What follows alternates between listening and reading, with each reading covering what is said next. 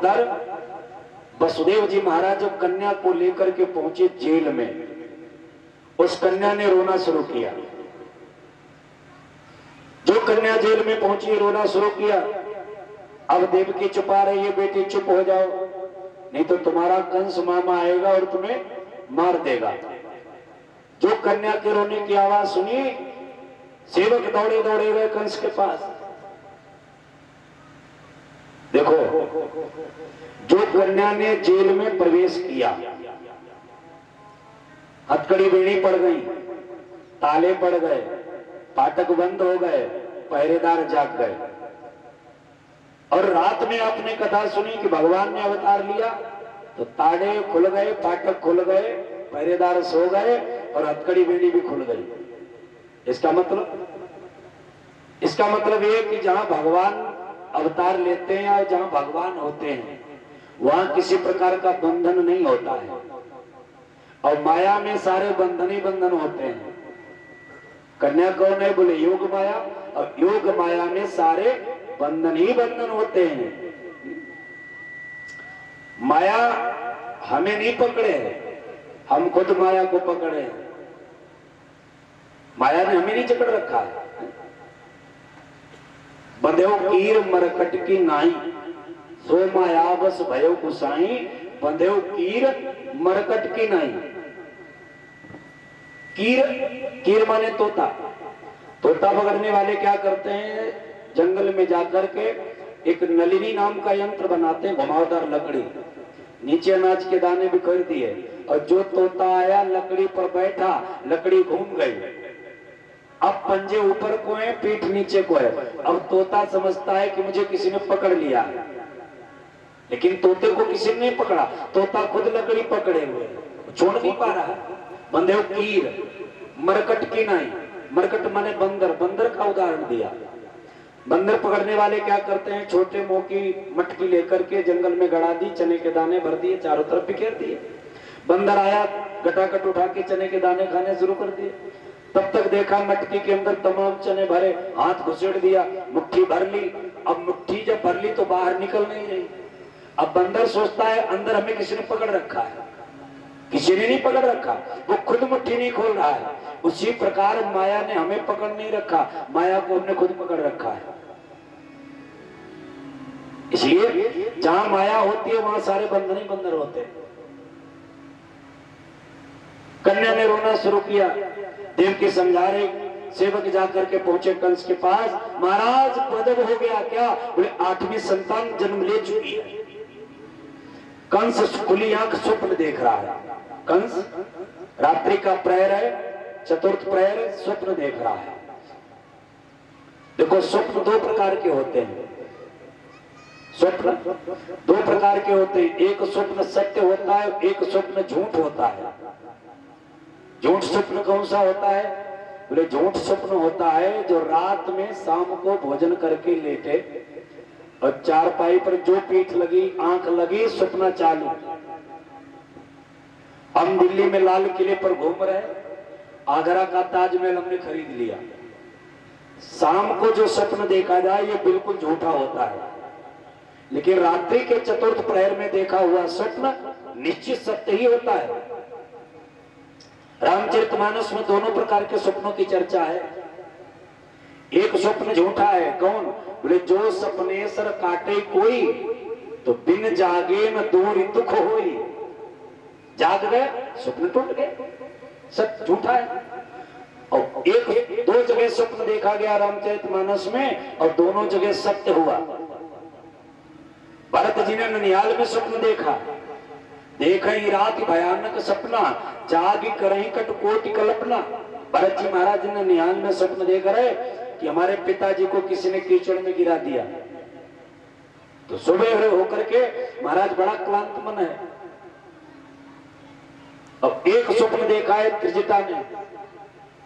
त्रिजटा ने लंका में स्वप्न देखा, त्रिजटा ने लंका में स्वप्न का देखा कि सपने बानर लंका जारी, जात दान से ना सब मारी, कर आरूढ़ नगनत सीसा, मुंडित सिर खंडित भुजबीसा, यही भी दिशो दक्षिण दिश जाई, लंका मनो विभीषण पाई, नगर फिरी रघुवीर दुआई, तब प्रभु सीता बोल पठाई, या सपना में कहूं पुकारी, हुई सत्य गए दिन चारी। बोलो भाई, स्वप्न सत्य हुआ कि नहीं हुआ?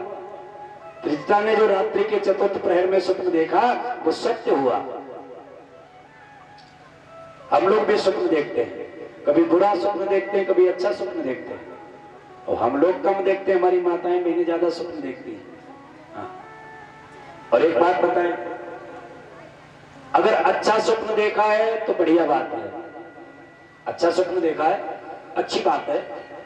अगर बुरा स्वप्न देखा आपने और मन बहुत भयभीत है कि प्रभु कैसे होगा, क्या होगा, बड़ा गलत सपने आ गए हमें, और अगर आपको गलत स्वप्न आ जाए तो एक उपाय करिए, आपका स्वप्न निश्चित आपको अच्छा ही फल देगा। वो उपाय क्या है? सबसे पहले जाग करके किसी से बात न करो, स्वप्न जो देखा है वो तुलसी महारानी को सुनाओ। आपके घर में तुलसी होगी? किसके किसके घर में? जरा हाथ उठाओ। अच्छी बात है। घर में और व्यवस्था भले ही हो, घर में और व्यवस्था भले ही हो, लेकिन दो चीजें घर में जरूर होनी चाहिए। कौन कौन? एक तो तुलसी पत्र और दूसरे तुलसी कृत। दो चीजें जरूर घर में रखो। एक तो तुलसी का वृक्ष जरूर होना चाहिए, क्योंकि जहां तुलसी का वृक्ष होता है ठाकुर जी 24 घंटे में एक बार जरूर आते हैं।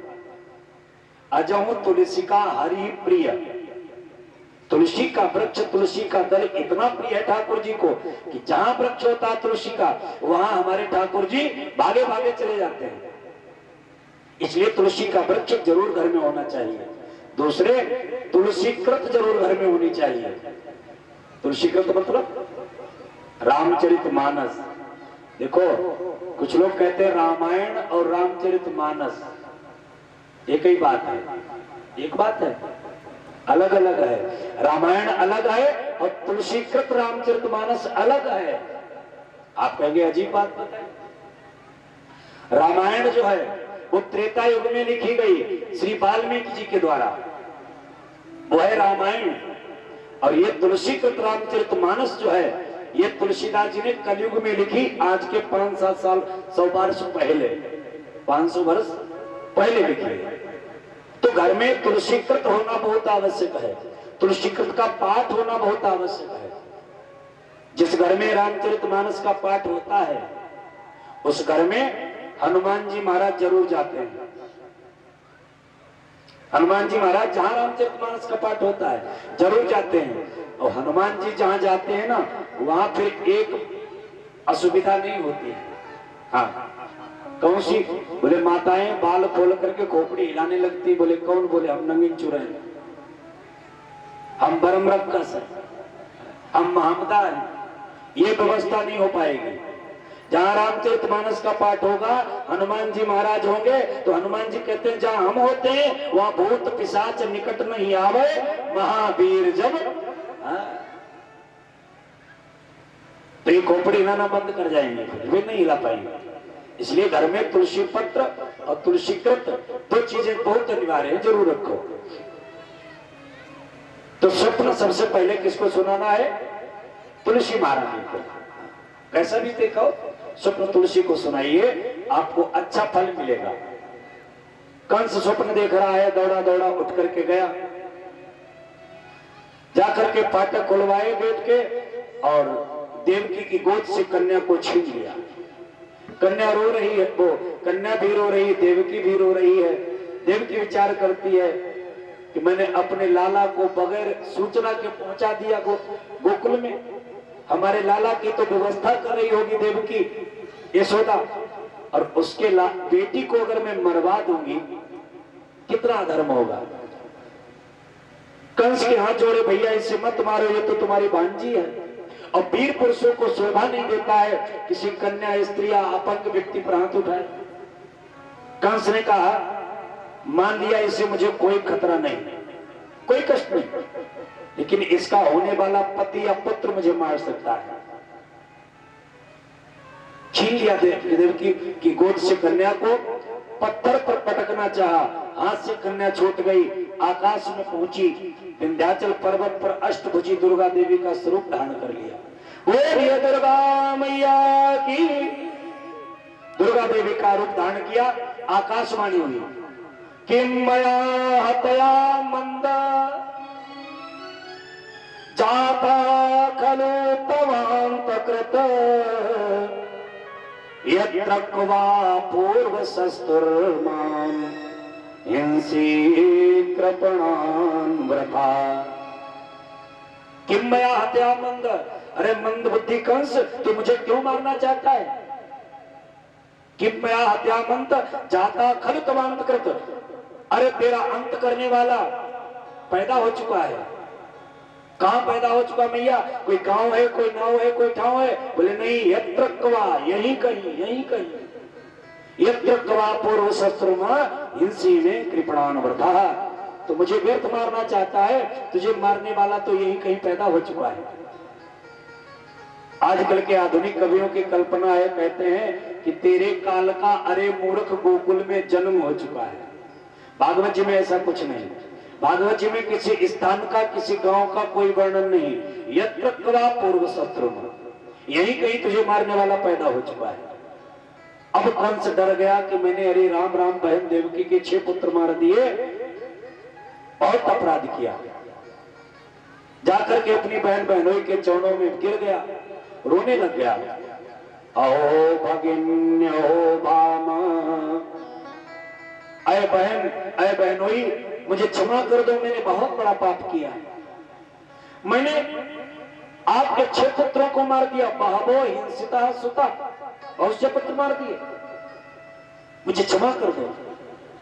देवकी को दया आ गई, क्योंकि दया या भगिनी मूर्ति, बहन भाई के लिए दया की मूर्ति होती है।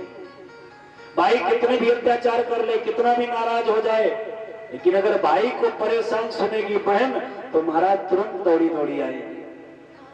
साक्षात दया की मूर्ति होती है बहन। बहन ने उठा करके कंस को गले से लगा लिया, भैया तुमने मुझे कोई सुख दुख नहीं दिया, तुमने कोई कष्ट मुझे नहीं दिया, ये तो सब मेरे कर्मों से मुझे मिला है। मेरा निश्चित पूर्व प्रारब्ध कोई बिगड़ा होगा, इसलिए मिला है। और वाकई कोई किसी को सुख दुख नहीं दे सकता है, दे सकता है? जो मूढ़ व्यक्ति हैं, वो अपने सुख दुख की चाबी दूसरे के हाथों में दिए बैठे हैं। जब चाहा उन्होंने आपको सुखी कर दिया, जब चाहता तो दुखी कर दिया। भाई हमारी किसी ने प्रशंसा कर दी, हम गदगद हो गए, बड़े प्रसन्न हो गए। अब किसी ने 2-4 बातें उल्टी सीधी कर दी, हम रोने लग गए। तो इसका तो मतलब ये हुआ कि हमने अपने सुख दुख की चाबी दूसरे के हाथ में दे रखी है। वो चाहेगा तब हम सुखी होंगे, वो चाहेगा तब हम दुखी होंगे। अरे नहीं, ये मूर्खता मत करो, सुख दुख की चाबी अपने हाथ में रखो। हम चाहेंगे तब सुखी होंगे, हम चाहेंगे तब चिंतन करेंगे। इसलिए सुख दुख की चाबी दूसरे के हाथों में मत दो, अपने कर्मों से सुख दुख मिलता है। को न काओ सुख दुख कर दाता, को न काओ सुख दुख कर दाता, को न काओ सुख दुख कर दाता, को न काओ सुख दुख कर दाता, को न काओ सुख दुख कर दाता, निज कृत कर्म भोग सुन दाता, निज कृत कर्म भोग सुन दाता, निज कृत कर्म भोग सुन दाता।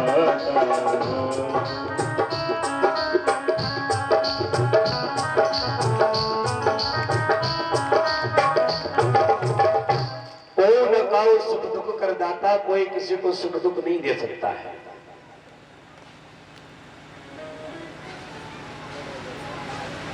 बोले वृंदावन बिहारी लाल की।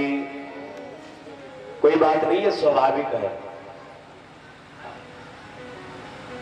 किसी ने हमसे प्रश्न कर दिया एक बार, बोले पंडित जी एक बात बताओ, पांडाल में कथा सुनते हुए नींद क्यों आती है?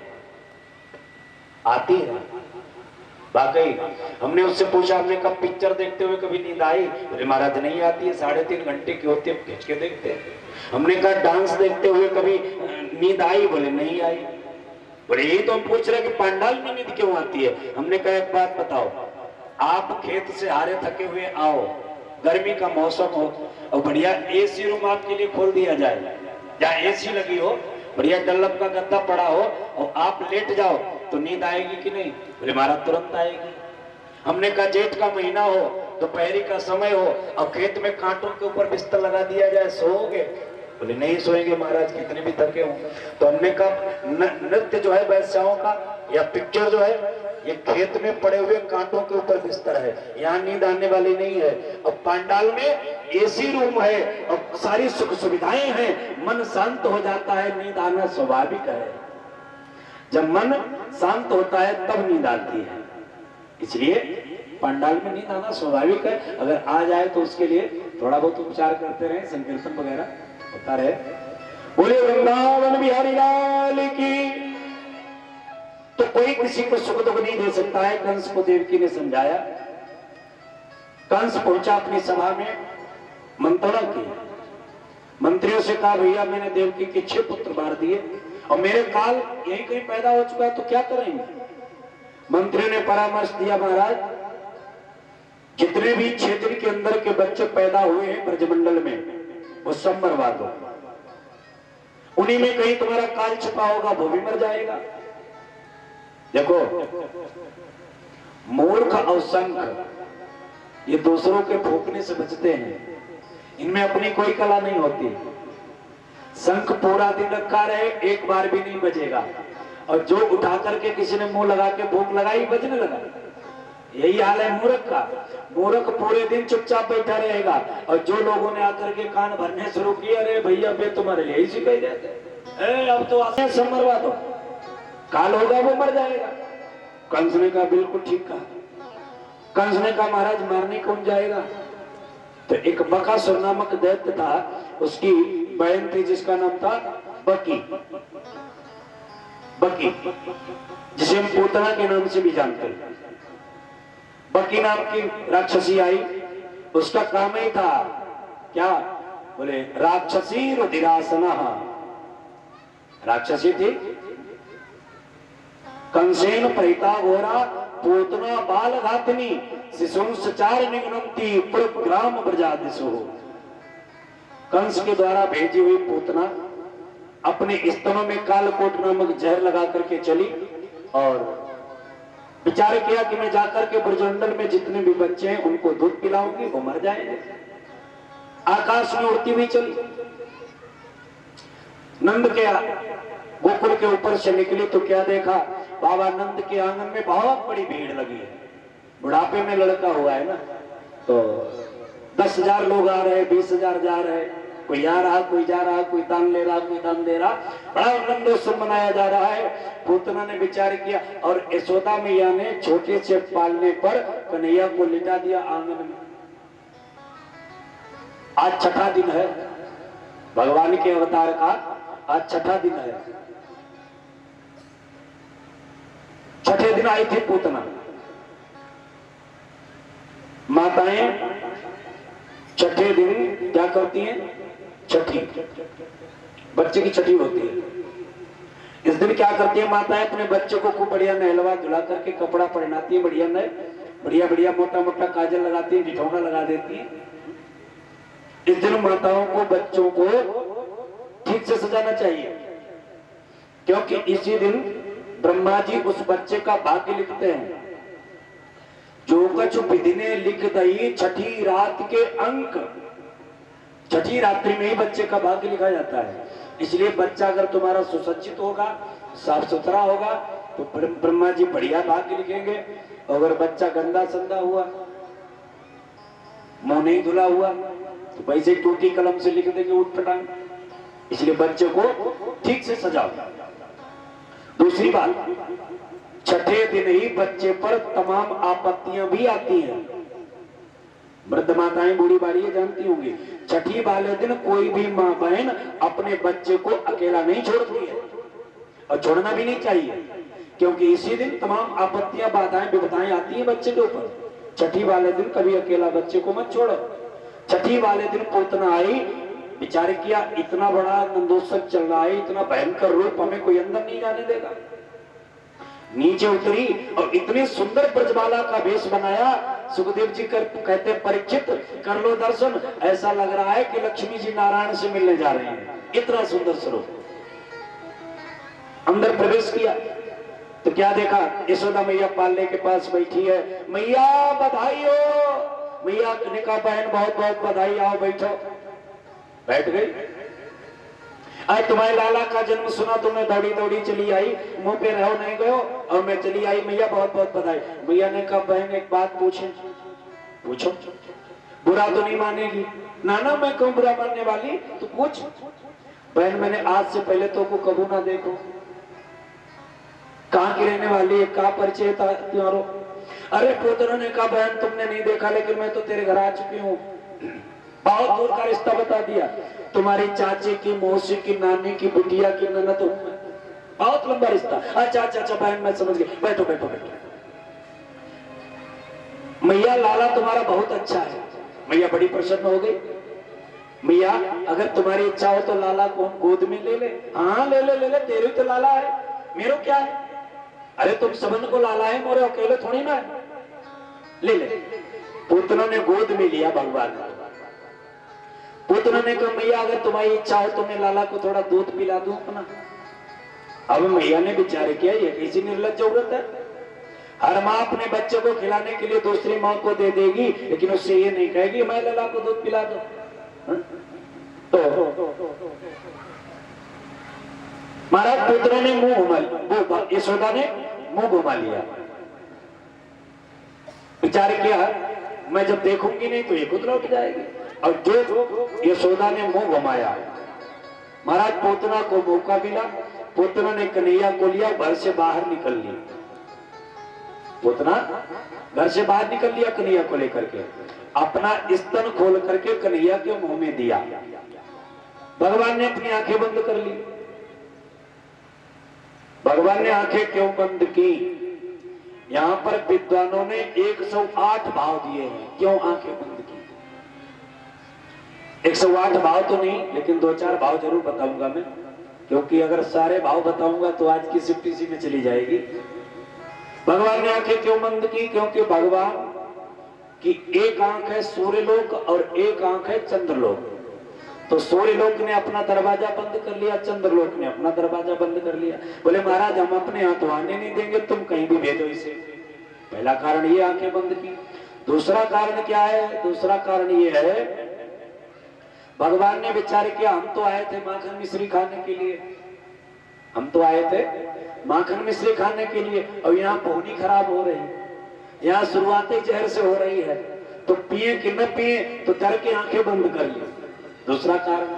तीसरा कारण यह है कि भगवान ने विचार किया अगर मेरी आंखों से आंखें इसकी मिल गई, मेरी आंखों से इसकी आंखें मिल गई, तो जो बैर भाव लेकर के आई है मारने, वो बैर भाव त्याग देगी, प्रेम भाव हो जाएगा। और प्रेम अगर हो गया फिर हम इसे मार नहीं पाएंगे, क्योंकि भगवान की आंखों में प्रेम है। भगवान की आंखों से आंखें किसी दुश्मन की मिल जाती हैं तो महाराज बैर भाव त्याग देता है। इसमें लक्ष्मण ने शूर्पणखा के नाक कान काटे, तो शूर्पणखा सबसे पहले गई खरदूषण तीसरा के पास, बताया कि लक्ष्मण ने हमारी नाक कान काट लिए। राम लक्ष्मण 2 भाई आए हैं, संग में स्त्री एक है सीता नाम की। तो खरदूषण तीसरा ने 14,000 सैनिक तैयार किए, चढ़ाई कर दी राम के ऊपर। राम ने लक्ष्मण से कहा, लक्ष्मण बोले हाँ, बोले सीता जी को लेकर के तुम कंदराओं में छिप जाओ, आबा निश्चर कटक भयंकर, मैं मारूंगा इन्हें। और राम जी खड़े हुए हैं, खरदूषण तीसरा आया और उसने राम जी को देखा। राम जी की आंखों से जो आंखें मिली, तो जानते हो जो मारने की दृष्टि से आया, मारने का भाव लेकर के आया, उसका भाव बिगड़ गया, बदल गया। क्या बोल रहा है? सैनिकों से कहा, बोले सुनो कि हम भरी जन्म सुनो सब भाई, हम भरी जन्म सुनो सब भाई, और नहीं देखी असी सुंदरताई। हम भरी जन्म सुनो सब भाई, नहीं देखी असी सुंदरताई, नहीं देखी असी सुंदरताई। हरि बोल।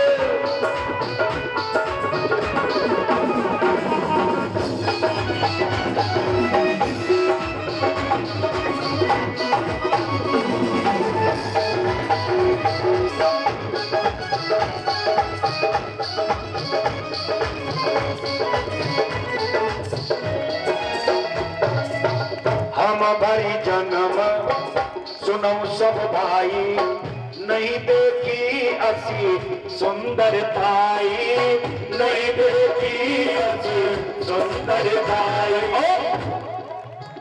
वो कह रहा है जिसके अंदर दया नाम की चीज नहीं थी, मारने आया और क्या कहता है, यद्यपि भगिनी कीन कुरूपा, यद्यपि भगिनी कीन कुरूपा, बदलायक नहीं पुरुष अनूपा, यद्यपि भगिनी कीन कुरूपा, बदलायक नहीं पुरुष अनूपा, बदलायक नहीं पुरुष अनूपा।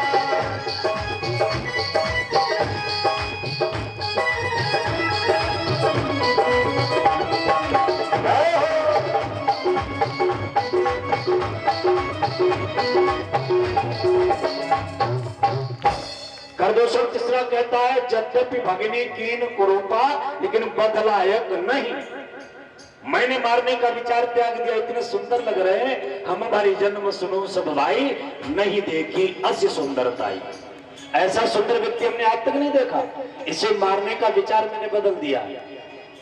तो जो मारने का भाव लेकर के आता है, भगवान की आंखों से आंखें मिली, महाराज बैर भाव त्याग देता है।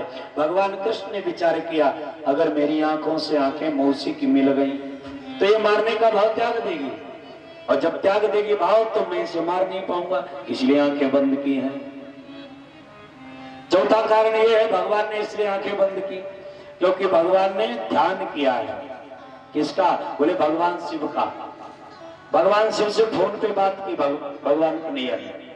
प्रभु मौसी आई हैं, ये क्या करें? बोले जहर पिलाने आई हैं, और आपको पता हमने कभी तंबाकू नहीं खाई। भगवान कहते हैं कि आपको पता हमने कभी तंबाकू नहीं खाई, गुटखा नहीं खाया, हम तो नशा के बारे में कुछ जानते नहीं, और आप जहर पीने के स्पेशलिस्ट हो। आप जहर पीने के स्पेशलिस्ट हो, इसलिए आप आकर के जहर पी लो, बाकी का प्रोग्राम हम सब सेट कर लेंगे, केवल जहर पी लो। बोले बाबा उठ करके चले। पार्वती ने कहा महाराज कहां?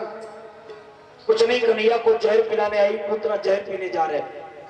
पार्वती ने कहा बड़ी जल्दी है तुम्हें जहर पीने, एक बात बताओ, जहां कहीं रसगुल्ला खिलाए जाए, लड्डू खिलाए जाए, पेड़ा खिलाया जाए, माखन खिलाया जाए, वहां कभी तुम्हें बुलाते ही है? जहर का नंबर आए तो तुमको आगे कर दिया। अरे तुम कहीं घोड़े उड़े पर से धोने उठ के आए हो, बैठो यहाँ नहीं जाओगे। अब भैया होम मिनिस्टर का आदेश, कैसे टाल दिया जाए? अब भोले बाबा बैठे चुपचाप, कैसे चले जाएं? फिर विचार करने लगे, नहीं जाऊंगा तो कन्हैया का हाल क्या होगा? भोले बाबा ने कहा पार्वती बिल्कुल नहीं जाएंगे हम, लेकिन एक बात बताएं, बताओ। बोले उन्हीं की कृपा है जो तुम आज मेरे पास बैठी हो, और नहीं हम जल करके राख की ढेर बन गए होते, अब तुम भस्मासुर के घर में बैठी होती। बताया एक दैत्य था जिसका नाम था बृकासुर।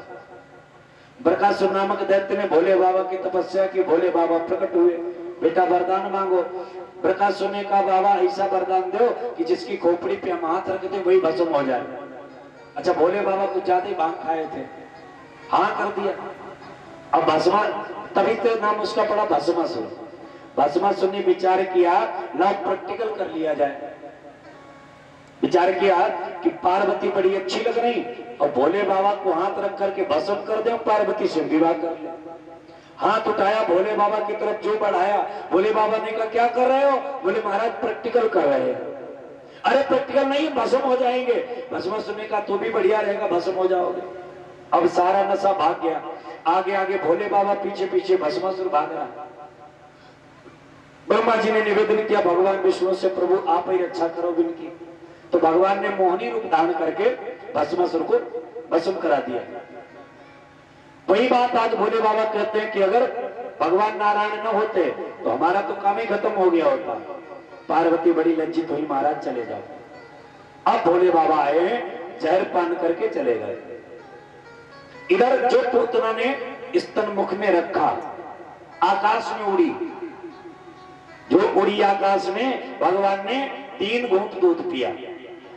पहले घूंट में जहर पान कर गए, दूसरे घूंट में दुग्ध पान कर गए, और तीसरे घूंट में इसके प्राणों को पीना शुरू किया। और जो प्राणों को पीना शुरू किया, अब पूतना चिल्लाई, मंचता मंचता में का, जोर जोर चिल्लाई, सा मंच मंचालमिति प्रभासिनी निष्पीड्यमानाखिल जीव मर्मणि विप्रत नेत्रे चरणों भुजोर्मुह प्रसन्न गात्रा क्षिपतिरुरोध। सा मंच मंचालमिति प्रभाषिणी, बहुत जोर से चिल्लाई, मंचता मंचता, मुझे छोड़ दो, मुझे छोड़ दो। भगवान ने कहा मौसी हमारा एक नियम है। क्या? बोले पहली बात तुम किसी को पकड़ते नहीं, अब पकड़ लेते तो छोड़ते नहीं, और छोड़ देते थे फिर वो संसार में रुकता नहीं है। भगवान ने क्या किया? पूतना के प्राणों को पी लिया। पूतना जब गिरी है ब्रजमंडल में, तो ऐसा कहते हैं कि पूतना के गिरने से 6 कोस के वृक्ष टूट गए। 6 कोस के वृक्ष, इतना विशाल रूप उसका था। 6 कोस मतलब 18 किलोमीटर, इतना विशाल रूप। मैंने आपको बताया था, दृष्टांत के माध्यम से समझाने का प्रयास किया जाता है। कथा ये हमारी तुम्हारी है। ये पूतना क्या है? ये पूतना है वासना। पूतना है वासना, हमारी आपकी वासना ही पूतना है। भगवान कृष्ण ने सबसे पहले पूतना को मारा, मारा कि नहीं? भगवान कृष्ण ने जब अवतार लिया तो सबसे पहले पूतना को मारा। राम जी ने अवतार लिया तो सबसे पहले किसे मारा? ताड़ुका को। एक ही बाण प्राण हरि लीना, दीन जानते निज पद दीना। राम जी ने ताड़ुका का वध किया। हनुमान जी लंका को चले हैं, समुद्र पर छलांग लगाई तो सबसे पहले कौन आया? सुरसा नाम अहिन की माता, पठी आई कही थी बाता, आज सुरन मोहि दीन आहारा, सुनत बचन का पवन कुमारा, राम काज करी फिर मैं आवो, सीता कोई देख प्रवेश सुनावो। उसने यहाँ पर क्या किया? जो जन भरते ही आनंद कीना। महाराज हनुमान जी के सामने भी सुरसा है। ये सुरसा, ये ताड़ुका, ये पूतना क्या है? ये सब वासना है। जो वासना में पड़ जाते हैं वो अपने कार्य में विफल हो जाते हैं, और जो वासना को मार देते हैं वो आगे बढ़ जाते हैं। राम जी ने ताड़ुका नाम की वासना को मार दिया, महाराज यज्ञ पर सफलता प्राप्त कर ली, और सीता जैसी पत्नी को ब्याह कर घर लाए। हनुमान जी ने वासना के पेट में जाकर के अपना वापस आ उसे जीत लिया। वासना को मारना जीतना एक ही बात है। जीत लिया, जाकर के लंका का दहन करके सीता का पता लगा करके राम जी को बता दिया। भगवान कन्हैया ने पूतना का वध कर दिया, तो महाराज कंस जैसे दैत्य का वध कर दिया। और रावण वासना में पड़ गया तो मारा गया। रावण सीता रूपी माया के वासना में पड़ गया, तो महाराज इतना बड़ा वैभव, इतना बड़ा साम्राज्य सब नष्ट हो गया। इसलिए वासना को मारना सीखो, वासना को जीतना सीखो, वासना के बसीभूत मत हो। और जब वासना मर जाती है शरीर की, तो महाराज 6 कोस के वृक्ष टूट जाते हैं। ये 6 कोस के वृक्ष क्या हैं? बोले काम, क्रोध, लोभ, मोह, मत्सर और कपट। ये 6 प्रकार के जो खंड विकार हैं हर व्यक्ति के अंदर है। 6 प्रकार के विकार। ऐसा कौन जिसे क्रोध नहीं आता? ऐसा कौन जो लोभ के वशीभूत नहीं? ऐसा कौन जिसे मोह नहीं आता है?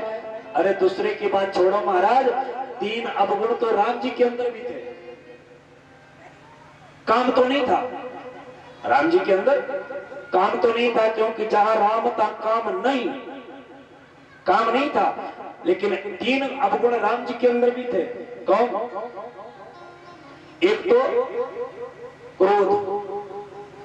क्रोध भी राम जी के अंदर था।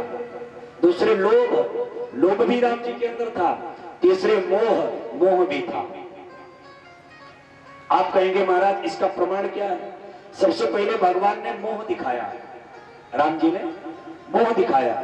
मोह कहां पे दिखाया? जब सीता का हरण हो गया तो लताओं से, पत्तों से, वृक्षों से सबसे पूछ रहे हैं कि हे खग मृग हे मधुकर श्रेणी, हे खग मृग हे मधुकर श्रेणी, हे खग मृग हे मधुकर श्रेणी, हे खग मृग हे मधुकर श्रेणी, तुम देखी सी आमद प्रेमी, तुम देखी सी आमद प्रेमी, हरि बोल, तुम देखी सी आमद प्रेमी। तो राम जी ने सीता के हरण के समय, आइए आचार्य जी जरा उधर से या पीछे से आ जाओ, पीछे से। तो राम जी ने मोह दिखाया यहां पर सीता के प्रति, महावीर महाकामी पुरुष की भांति रोए हैं तो मोह दिखाया। लोभ कहां पर दिखाया? लोभ दिखाया है राम जी ने वहां पर जब बाली के बाण मारा, बाली के बाण मारा, बाली गिर गया। बाली के सामने राम जी पहुंचे तो राम जी से पूछा बाली ने, महाराज मैं तो सुग्रीव का बैरी था, मम बैरी सुग्रीव प्यारा, कारण कवन नाथ में मारा। मैं बैरी बन गया और सुग्रीव आपका मित्र बन गया, क्या कारण था जो आपने मुझे मार दिया? राम जी ने कहा उसका एक कारण है। क्या? बोले अनुज बधू भगिनी सुतनारी सुनुसुत कन्या समीय चारी, इन्हीं कुदृष्टि बिलोकई जोई, ताई बधे कछु पाप न होई। बाली ने कहा महाराज आप बात बना रहे हो, ये कारण थोड़ी मेरे मारने का है। अरे महाराज कारण तो मैं जानता हूं। बोले क्या है? बोले आपका और सुग्रीव का कंप्रोमाइज हुआ है, समझौता हुआ है। किस चीज का? बोले सुग्रीव ने कहा कि महाराज तुम हमारी दिलवाई दो, हम तुम्हारी बुलवा देंगे, क्योंकि तुम दोनों एक ही मर्ज के मरीज हो। तुम्हारी रावण ले गया है और उसकी हमने ले रखी है, तो हमसे तुम सुग्रीव की दिलवा दोगे और सुग्रीव तुम्हारी लुड़वा देगा। लेकिन महाराज गलत जगह बयाना दे दिया आपने, दोस्ती का हाथ गलत बढ़ा दिया। महाराज अगर हमसे दोस्ती का हाथ बढ़ाया होता तो रावण को एक इशारे पर सीता आपके चरणों में लाकर के बिठानी पड़ती, क्योंकि वही रावण है जिसको मैंने 6 महीने कांख में दाब करके तपस्या की। एक इशारे पर इशारा कर देता, स्वयं रावण लेकर के आता। तो महाराज आपने गलत स्थान पर दोस्ती कर ली। तो राम जी ने कहा बाली एक काम करो। बोले क्या? बोले कहा बाली तुम्हें दे आई। हालांकि रामचरितमानस में चौपाई नहीं है, आधुनिक कवियों की कल्पना है। कहो बाली तुम्हें दे जी आई, राज करो पंपापुर जाई। कहो तो बाली तुम्हें हम जीवित कर दे। बाली ने कहा नहीं महाराज अब तो तुम्हें लोभ हो गया है, अब तो तुम्हारे अंदर लोभ जागृत हो गया है। महाराज जाकर नाम, जिसका नाम लेने से मुक्ति प्राप्त होती है, जाकर नाम मरत मुख आवा अधमो मुकुति वही स्तुति गावा। और वही प्रभु मेरे सामने ठाणे अब मैं जीना तो नहीं चाहूंगा। तो यहां पर राम जी ने लोभ दिखाया है। क्रोध कहां पर दिखाया?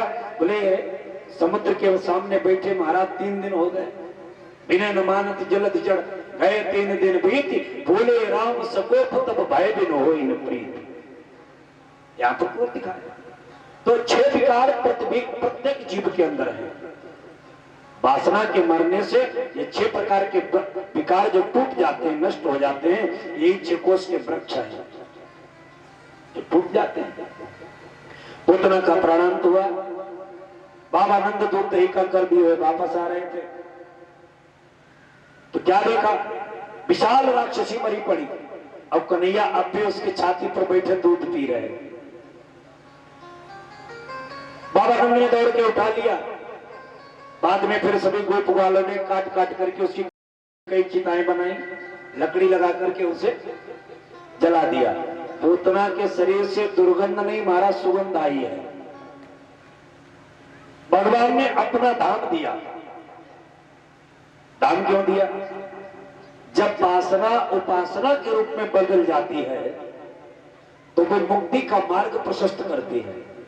जो वासना हमारी संसार में लगी हुई है, वासना संसार में लगी हुई है, और यही वासना अगर उपासना में बदल करके प्रभु की तरफ लग जाए तो बताओ मुक्ति का मार्ग प्रशस्त होगा कि नहीं होगा? देखो, ताला बंद करने की और ताला खोलने की एक ही चाबी होती है। क्यों महाराज जी? जिस चाबी से ताला बंद होगा उसी चाबी से ताला खुलेगा, है ना? ऐसा थोड़ी ना चाबी बंद करने के लिए दूसरी उठाई, फिर ताला खोलना है तो दूसरी चाबी ढूंढा। एक ही चाबी से खुलता है, एक ही बंद होता है। अंतर क्या बोले? प्रयोग का अंतर है केवल। अगर चाबी को हमने अपनी तरफ घुमा दिया तो ताला बंद हो गया, चाबी को अगर विपरीत दिशा में घुमा दिया तो ताला खुल गया। यही हाल है हमारी वासना का। वासना अगर हमने संसार में जोड़ दी तो बंधन का कारण बन गई, और यही वासना अगर परमात्मा से जोड़ दी तो महाराज मुक्ति का कारण बन गई, है ना? तो इसलिए वासना को उपासना में बदलने का प्रयास करो। पूतना की वासना जो थी वो उपासना में बदल गई, भगवान का धाम प्राप्त हुआ। बोलिए भक्तवत्सल भगवान की। ये तो रहा आध्यात्मिक भाव। पौराणिक भाव देखें, पूतना है कौन?